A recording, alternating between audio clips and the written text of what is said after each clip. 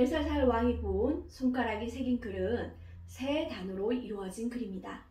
메네라는 단어는 무게를 다는 단위로 계수하다, 세다라는 뜻이고, 데겔은 은화를 측량하는 무게 단위로 저울로 무게를 달다는 뜻입니다. 그리고 우바르신에서 우는 그리고라는 의미고, 바르신은 쪼개다, 나누다라는 뜻입니다. 다니엘은 이 글을 읽으며 하나님의 뜻을 선포하는데요. 하나님께서 벨사살 왕의 나라의 시대를 계수해보고 또 왕을 저울에 달아서 그가 잘하고 있는지 못하고 있는지를 보았는데 하나님 보시기에 부족함이 보였다는 것이죠. 즉 벨사살은 자신을 왕으로 세우고 나라를 다스리게 하신 지극히 높으신 분이 계심을 알지 못하고 교만하게도 하나님 전에 그릇을 가져와 자신의 향락을 위한 도구로 삼았습니다. 그리고 금과 은과 동과 쇠와 돌의 신들, 즉 헛된 우상을 높이며 하나님을 모독하자 하나님께서 그 나라를 나누어 메대와 바사의 다른 사람에게 주겠다고 심판을 선포하신 것입니다. 선포된 심판의 내용은 그날 밤에 즉각 집행되었는데요. 느부갓네살 왕에게는 12달의 기간을 주시고 비록 짐승처럼 살았어도 7대라는 시간을 지난 후에 회복되게 하셨는데 왜 벨사살은 심판이 선포된 즉시 그의 목숨을 거두어 가시고 나라가 다른 이에게 넘어가게 하셨을까요?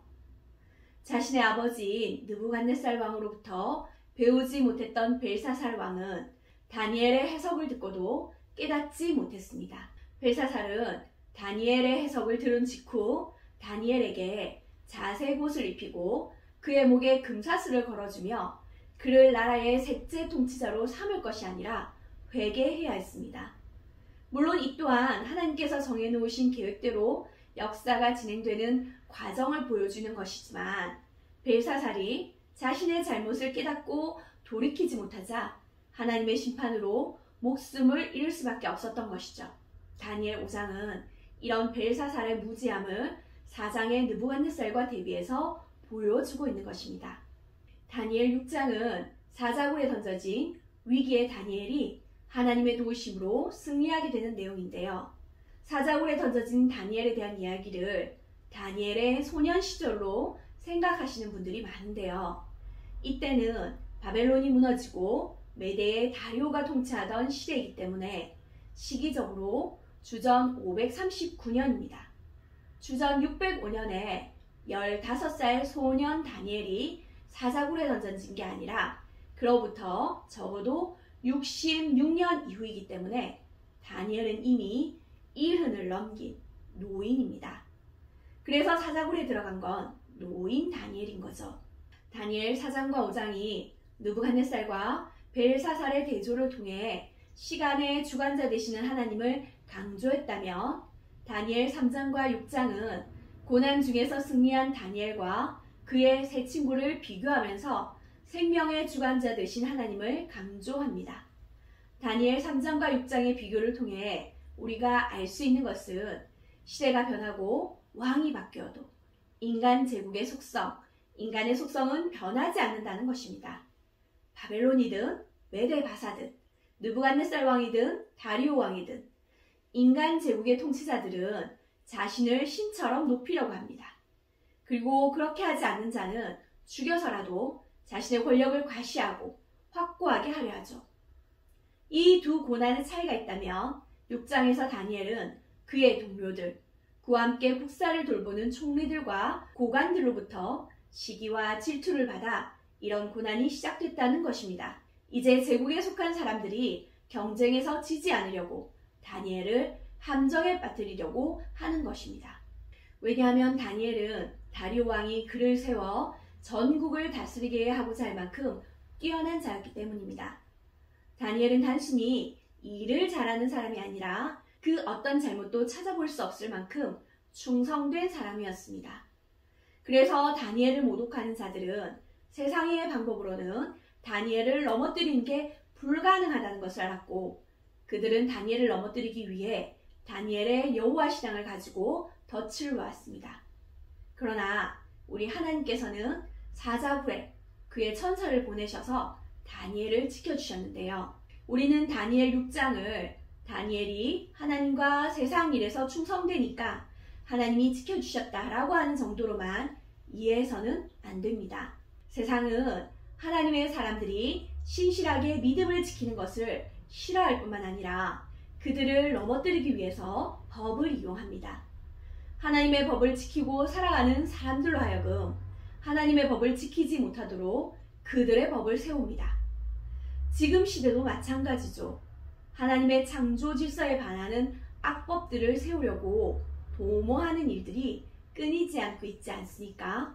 겉으로 보기에는 세상의 법에 위배되도록 해서 다니엘을 넘어뜨리려고 하는 것이지만 실제로는 하나님의 법을 어기게 만들므로써 다니엘을 넘어뜨리려는 것입니다. 그렇기 때문에 하나님의 사람 다니엘은 아무리 30일밖에 안 되는 시간이라도 세상의 법을 따를 수가 없었던 것이죠.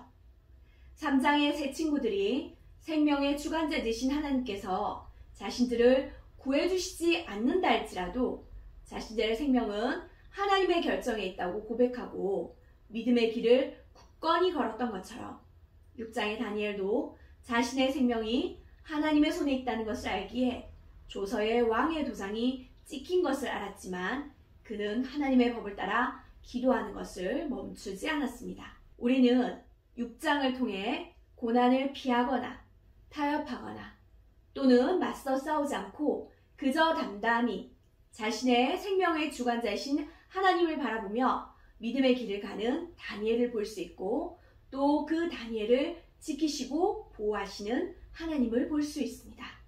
이제 아람어로 기록된 부분의 마지막 장인 7장의 내용을 살펴보겠습니다. 다니엘 7장은 주전 553년 바벨론 벨사살 왕 원년에 다니엘이 처음 본 환상을 기록한 내용입니다. 다니엘은 꿈속에서 하늘에 네 바람이 큰 바다로 불더니 큰 짐승 넷이 바다에서 나오는 환상을 봅니다. 그런데 그 짐승들의 모습이 너무 기괴하죠. 첫째 짐승은 사자 같은데 독수리 날개가 있고 둘째 짐승은 곰 같은데 이 사이에 새 갈빗대가 물려 있습니다. 셋째 짐승은 표범 같은데 등에 새의 날개가 넷이나 있고 머리도 넷이나 있습니다. 마지막 넷째 짐승은 전에 본 모든 짐승과 다르게 생겼는데 매우 강해서 그 환상을 보고 있는 다니엘의 마음을 무섭게 할 정도입니다. 그런데 다니엘은 이 짐승들에 대한 환상에 이어 두 번째 환상으로 옛적부터 항상 계신 이를 보게 됩니다. 시간의 창조자이신 하나님을 보게 되는데요. 다니엘이 보좌에 계신 하나님을 보고 있을 때 작은 뿔이 말하는 소리를 듣게 되고 그래서 그 뿔 달린 넷째 짐승에게 초점을 맞춥니다. 그러자 그 짐승이 죽임을 당하고 보좌로부터 나온 타오르는 불에 던져지며 남은 짐승들은 생명은 보존되지만 권세를 빼앗기는 환상을 봅니다. 또 이어서 인자 같은 이가 하늘 구름을 타고 나타나서 하나님 앞으로 나아가 하나님으로부터 권세와 영광과 나라를 받고 모든 백성과 나라들과 또 다른 언어를 말하는 모든 자들이 그 인자를 섬기게 되는데 인자의 나라가 멸망하지 않는 영원한 나라라는 것을 다니엘은 세 번째 장면으로 보게 됩니다. 그런데 다니엘은 이 환상을 보고 무슨 의미인지 몰라서 환상 속에서 옛적부터 계신 이를 모시는 이들 중에 하나에게 질문하는데요.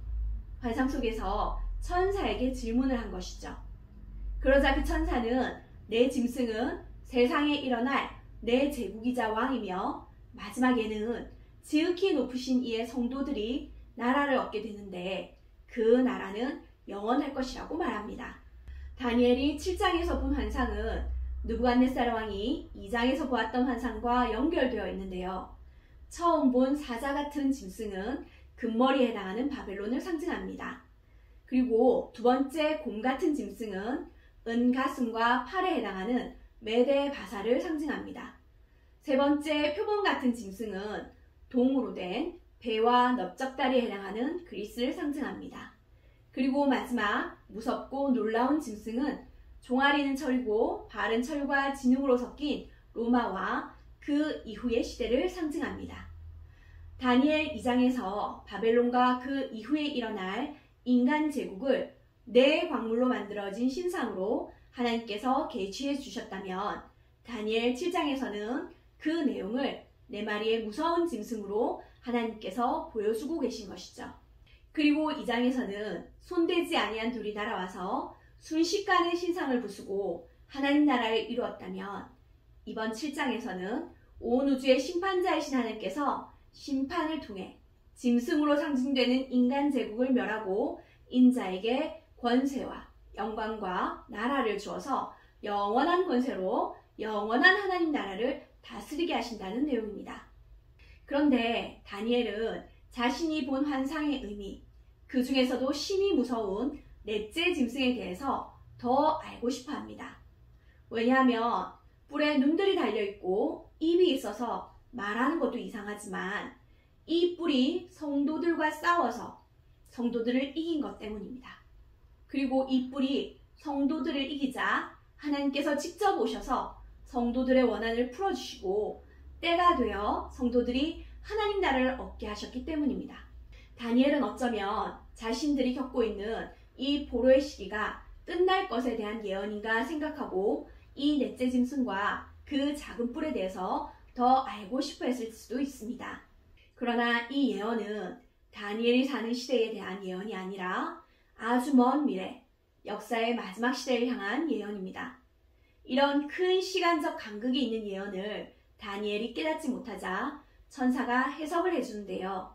네 짐승은 땅의 나라를 상징하는 것으로 넷째 짐승으로 상징되는 나라는 온 천하를 삼키고 밟아 부서뜨리는 아주 강력한 나라입니다. 그리고 그 나라의 11번째 뿔인 작은 뿔로 상징되는 왕이 일어나서 앞에 세 왕을 복종시킬 뿐 아니라 지극히 높으신 이를 말로 대적하며 하나님의 백성인 성도들을 괴롭힙니다. 앞서 느부갓네살과 다리오처럼 자신이 시간의 주관자가 되려 하고 세상의 법으로 하나님의 법을 어기게 하려고 합니다. 그래서 때와 법을 고치며 성도들을 괴롭힐 것이라고 설명합니다. 그런 괴로운 상황 속에서 성도들은 총 3대 반의 시간을 지내야 한다는 것이죠. 그런데 소망은 하나님이 정하신 때가 되면 심판이 시작되어서 그 짐승 같은 세상의 제국이 멸망당하고 하나님 나라가 세워지게 된다는 것입니다.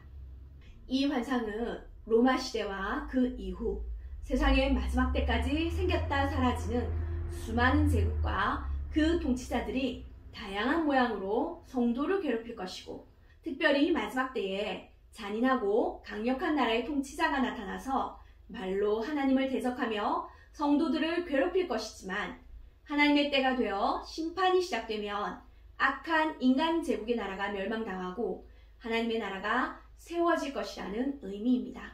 그리고 그 예언은 성취되었습니다.